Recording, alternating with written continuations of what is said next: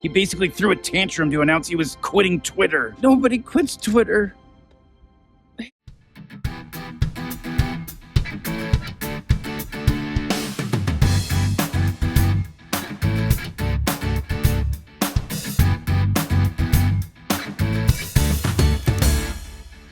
everybody, this is Perch. We're going to get to a question here, but I'm going through kind of every now and then I plug in the phone and I tell Apple Music to kind of just, play a genre of music. And so for the first time in what has to be at least 20 years, and I was with my kids at the time, we're driving around. And do you ever have this, like when you get older and you have kids, you get all excited by stupid shit that is not that exciting at all? So I get excited about this song that comes up by Ugly Kid Joe. Anybody remember that band?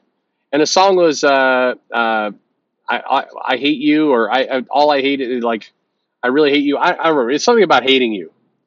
And I'm like, holy shit! I haven't heard this song in like 2 decades. And you get all excited about this absolutely garbage song, and it absolutely was a garbage song. But I get all excited about it. But what's funny is at the beginning of this song, there's another nostalgic blast from the past. It opens with a character from Saturday Night Live called Pat.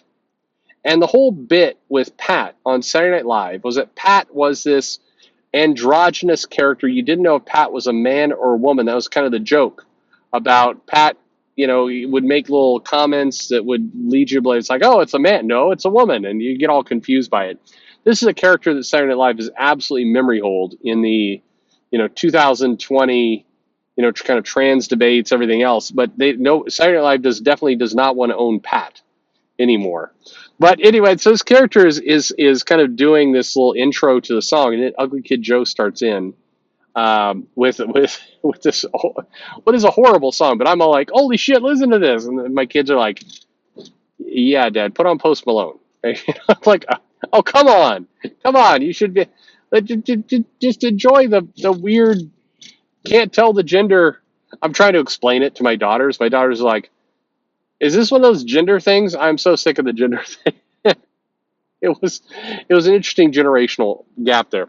But what I got to thinking about as I was listening to the song was, there's I think that we're heading to not the end of the culture war, but certainly we're about ready to turn the page on this chapter of the culture war, because a lot of people are finally getting past the fake, the pretend objection to a lot of things that have really prolonged this entire stupid period of time, like the people acting surprised that anyone else would be confused when they race swap a character. It's the idea, like this whole Wonder Man thing that recently came up.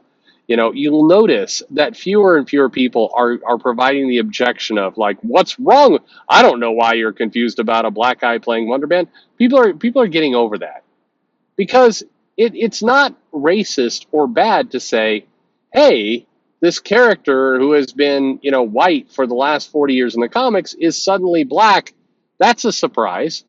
Like it's hard to go, you're a racist for saying that. No, you're just observant for saying that.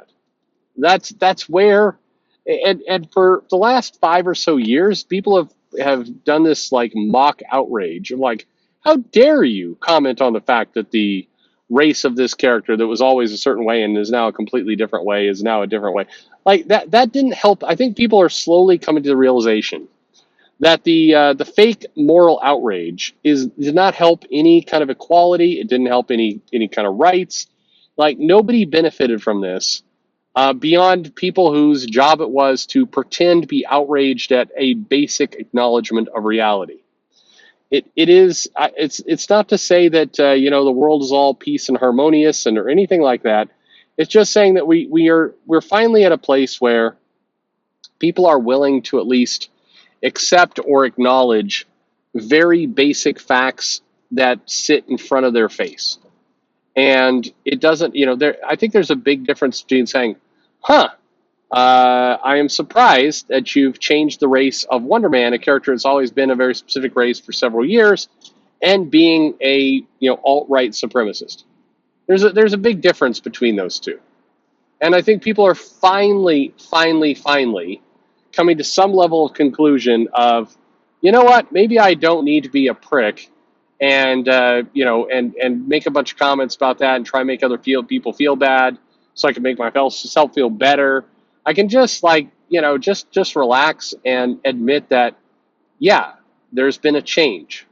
And in terms of comics, that'll be such a wonderfully enjoyable thing when we could just get to this basic acknowledgement that, hey, the comics have operated in a like let's say Reed Richards, because there's been this fan petition which has not gotten a lot of traction, but fine. This petition to turn Reed Richards black, and there's kind of the back and forth about this has been nauseating. But let's say Marvel does do this. Let's say that the MCU, Kevin Feige's like, yep, we want to turn we want a black smart superhero. We do not know that the Blue Marvel exists. We don't know about, even though we're doing a Moon Girl comic or, cartoon for Disney Plus, we don't really realize she exists either. So we need to make Reed Richards black. We're going to do it. I feel like there's going to be less resistance. You can call me naive, and I'm sure there'll be some, but every single time this happens, there's less and less resistance to people acknowledging the incredibly obvious, which is, hey, that character doesn't look the same way the character has looked for the last 40, 50 years. And if we can just hit that point, the point where, we can at least separate between kind of two statements, like, hey, you've changed the way Reed Richards looked, and black people should never be in movies. Those are two different statements. One is an obvious acknowledgement of reality, and the other is obviously crazy racism. And hopefully you know which one is which from what I've said. But I think that we're almost at this position in the culture war era where people are finally going to just be okay with people stating reality. And if we can hit that point, I feel like we can build as a basic society to get things where they need to be. I may be wrong, I may be naive, but I think that people are. I think that the masses. There's certainly some people who are still horny for a fight, but by and large, I think people are starting to come to a level of exhaustion of like, you know what, we can certainly disagree about things. We can certainly play different other games of gotcha. But it's no longer fun to try and play this game of racial gotcha or gender gotcha or any of this kind of stuff for incredibly obvious things. Hey, DC Comics is still publishing comics with Barbara Gordon where she is a redhead and white. And hey, if we're going to make a movie where the character is neither redhead nor white, then at least we can state as fact this character seems to be a departure from the comic. And if we can get there, then God bless America. We're finally at a place where at least we're able to talk to each other as kind of normal human beings. I'll tell you, a lot of the angst and anger and kind of just general cluster of how all the conversation has gone over the last 5-10 years, a lot of that has been sewn up in kind of basic, denial of reality or people wanting to call people who are stating super obvious facts, things that are clear to everyone who is just paying basic attention. Wanted to at least being able to point out that, hey, that seems dodgy.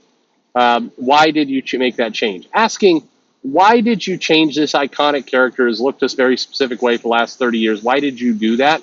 Is not a bad question. It's a fair question. If we could just treat each other, if and Hollywood, people in comics, creators, etc., if you could just treat that question like it's more or less on the level and not have to declare World War III on it when somebody asks a question like that, we'll be in better place. Just wait, just hold that fire until you get the truly abhorrent thing. And there you go. So now it's raining like crazy, so sorry about the background noise.